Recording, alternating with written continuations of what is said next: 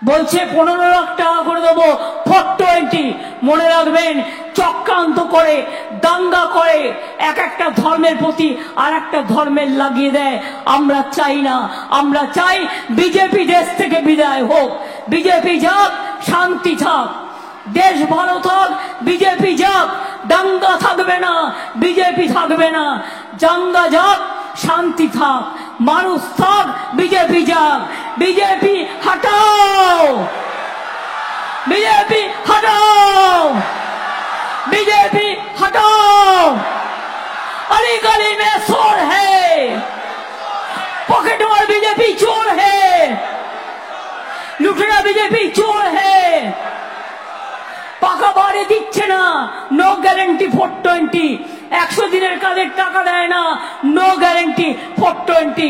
আমরা 100 দিনের কাজের টাকা দিয়েছি, আগামী দিন 50 দিনের কর্মসূচি তৈরি করে দিচ্ছি এবং 11 লক্ষ বাড়ি আমরা ডিসেম্বর মাসে টাকা দেব। আমরা মোদির ভিক্ষা চাই না। কারো কথায় কাউকে ভোট দেবেন না। কেউ কেউ টাকা নিয়ে ভোটের সময় রাজনীতি করে, আমরা করি না। যে করে দল তাকে মনেও রাখে না, মনে রাখবেন। এবং আমি পরিষ্কার বলছি, দল কোনো অন্যায়কে প্রশ্রয় দেয় না এবং দেবেও না। আগামী দিন শুধু ভোটটা ভাগাভাগি করবেন না, নিজেদের মধ্যে ভোট কাটাকাটি করবেন না, বিজেপিকে জিততে দেবেন না।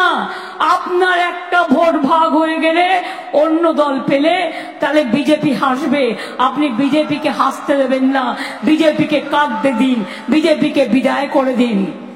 যে প্রধানমন্ত্রী বলেন আমার বাবা মা, আমি মাতৃগর্ভ থেকে জন্মাইনি, তার মানে আমাকে ঈশ্বর পাঠিয়েছে।